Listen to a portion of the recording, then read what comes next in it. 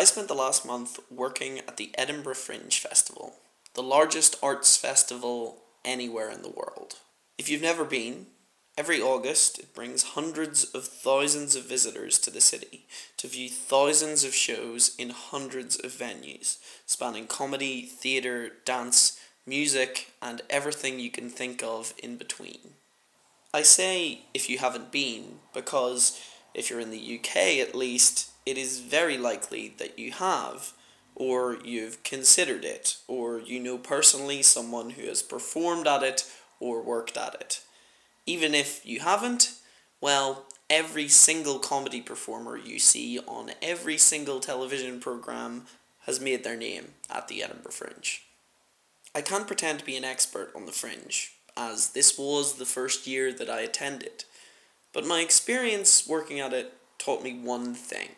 It is that, despite locals treating the Fringe like spring or autumn or winter, something that descends on the city from afar and completely changes the atmosphere, the Fringe doesn't just happen. It takes a massive amount of human effort and ingenuity and organisation in order to make it happen. Leaving the performers and their performances aside for a second, every single show requires lighting and sound technicians to run it. It requires front of house staff and supervisors to get the audience into the venue safely and easily. It needs software engineers to run the online ticketing platform and box office staff to print and deliver you those tickets. Every venue needs a site manager to oversee its operations. It needs builders and riggers to physically build the venues. It needs bar staff to get you a drink, chefs to get you food, and plumbers to sort out the sanitation.